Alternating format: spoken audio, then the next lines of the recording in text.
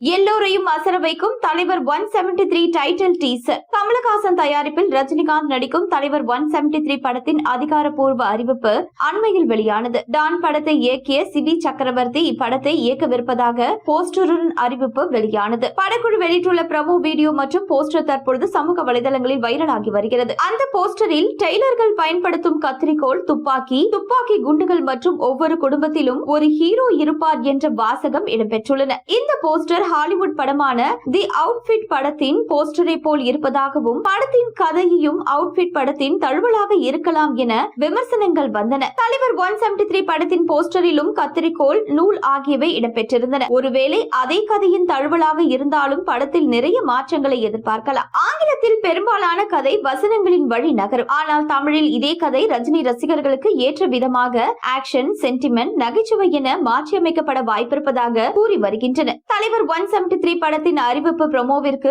19 வயது இளமையான இசைக்கலைஞர் தான் இசையமைத்திருக்கிறார் என தகவல் கிடைத்துள்ளது. தேஜாஸ் கிருஷ்ணா என்ற இசைக்கலைஞர் தான் தலைவர் 173 திரைப்படத்தின் ப்ரோமோவிற்கு இசையமைத்ததாக பரவலாக சொல்லப்பட்டு வருகிறது. இவர் பல ஆல்பம் பாடலையும் பாடி இசையமைத்திருக்கிறார். இவருக்கு ரஜினி பட ப்ரோமோவிற்கு இசையமைக்கும் பொன்னான வாய்ப்பு கிடைத்திருக்கின்றது. இசையமைப்பாளர் அனிருத் தற்பொழுது செம பிஸியாக இருக்கின்றார். விஜயின் கடைசி படமான ஜனநாயகன் பட வேலைகளில் அனிருத் பிஸியாக இருக்கின்றார். இந்த பிஸியான நேரத்தில் தலைவர் 173 படத்தின் ப்ரோமோவிற்கு நேரம் கிடைத்திருக்காது என சொல்லப்படுகின்றது. இந்த நிலையில் தலைவர் 173 திரைப்படத்தின் ஷூட்டிங் ஜெயிலர் 2 பட வேலைகள் முடிந்தவுடன் துவங்கப்படும் என எதிர்பார்க்கப்படுகிறது. அநேகமாக மார்ச் மாதம் இப்படத்தின் படப்பிடிப்பு துவங்கும் என சொல்லப்படுகின்றது. பொங்கல் தினத்தில் இந்த படத்தின் மாஸ் டீசரையும் வெளியிட இருப்பதாகவும் அதில் டைட்டில் இடம் பிடிக்கவும் வாய்ப்புள்ளதா. இதனை பொங்கலில் வெளியாகும் படத்தின்